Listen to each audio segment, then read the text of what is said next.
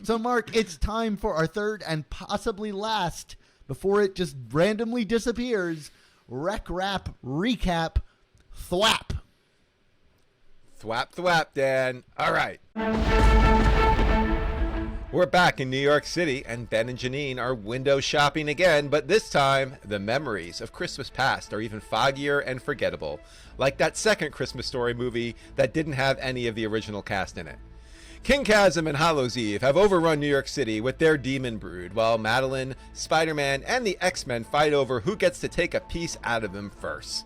Spider-Man points out that Ben's entire plan so far is stupid and nonsensical. Again, I love meta-commentary that's not supposed to be meta-commentary. And Madeline relents to getting her demons back under her power while Spidey deals with Chasm. The X-Men approach Chasm and Hallows Eve first, so the Insidious Six are on the job looking to feast on blood. Madeline arrives with her new sidekick, Eddie Brock, with erased memories, fighting as something called Bedlam now. I really don't want to know what happened there, Dan, but I'm sure you've read all the tie-ins and will tell me about it later. I actually recommend the Venom book. It's really good. Of course you do, Dan. Back to Spidey. He confronts Chasm and Hallows Eve, and Rec Rap sidles up for the fight as well. Hallows Eve puts on her magical werewolf mask. Yes, I get this is what her gimmick is, but it doesn't make it any less bizarre to summarize about it, okay?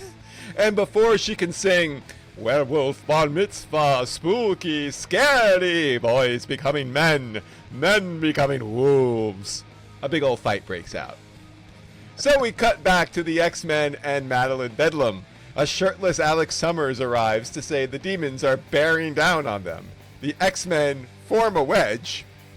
Meanwhile, Spidey and Rec Rap are not doing so hot against Chasm and Hallows Eve. But then the brand new Super Friends show up in the Gold Goblin and Miss Marvel, finally paying off those tie-ins the past few months that I haven't read. I have to say, I wasn't sold this far, but now this really feels like an event. I have to turn my comic sideways to read that Madeline basically goes all hellfire to get the demons to finally bend to her knee, which allows the entire brigade to set their sights on finally taking out Chasm.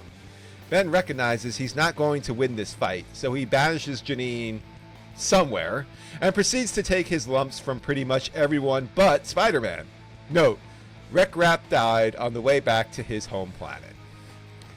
With Chasm defeated, Madeline, Spidey, and the X-Men start to fight about what to do with him until we jump forward to the spring, and Ben is in a garden somewhere while Spider-Man confronts him to check in on him.